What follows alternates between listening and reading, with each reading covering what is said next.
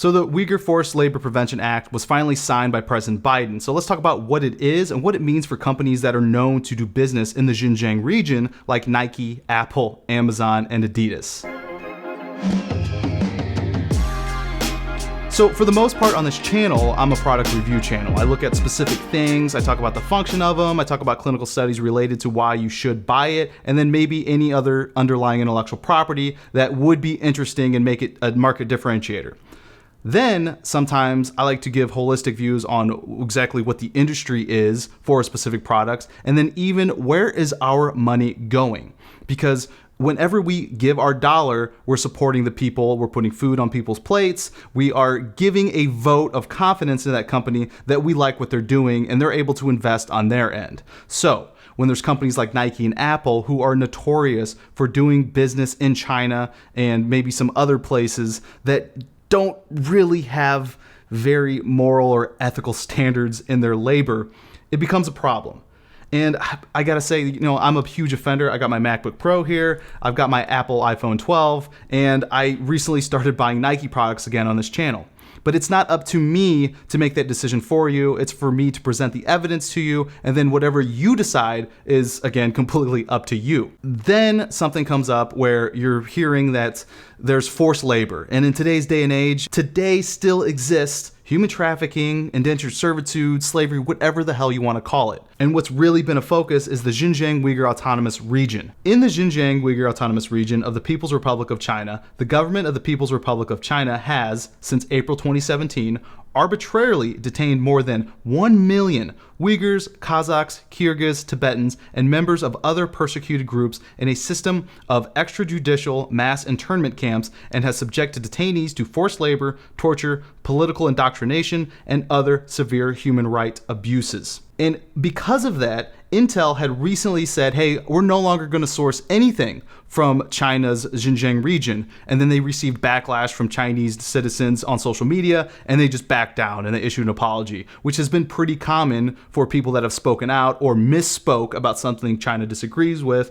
like Disney, for example. So another thing from this act is the definition of genocide. I'm sure if I ask a majority of the people what genocide means, they're going to say it's the killing off of a certain group of people. But under United States Code, it's not only that. Under Section 1091A of the Title 18 United States Code, a person commits genocide if the person, whether in time of peace or in time of war and with specified intent to destroy, in whole or in substantial part, a national, ethnic, racial, or religious group as such. And I think what's really the focus of here is imposes measures intended to prevent births within the group. And the reason that is because later on in the act, they state the birth rate of the Uyghur population in the Xinjiang Uyghur Autonomous Region plummeted by 24% from 2017 to 2018. Further, local governments receive additional funds for each inmate forced to work in these sites at a fraction of minimum wage or without any compensation, which is, by definition, slavery, indentured servitude, whatever the hell you want to call it.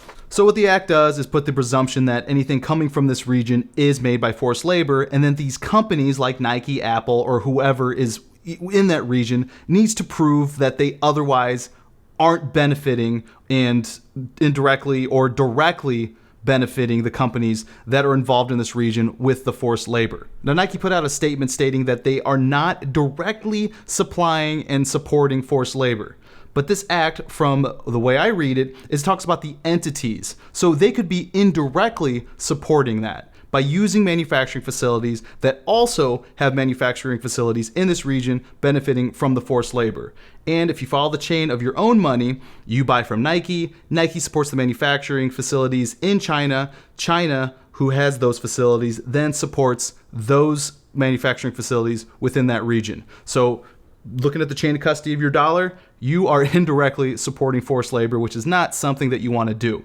So the best thing about this act is it's going to start the conversation and the evolution, because how to actually investigate, because to get over in China and be able to be granted the access by the Chinese government and try to make changes over there is probably not going to happen. China is a very dangerous and very worrisome country for the United States in terms of things like them supporting North Korea.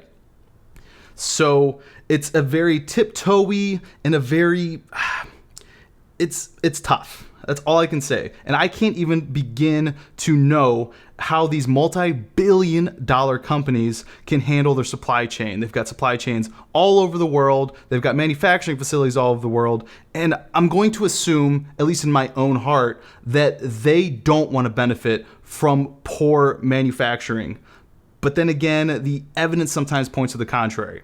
So I just wanted to go over exactly what this is, and there's companies that will appear on the channel, and it's not going to stop me personally from buying from these companies, because my job here is to present you with the best of the best, and companies like Nike and Apple invest millions, if not billions of dollars in their research and design to be the tip top.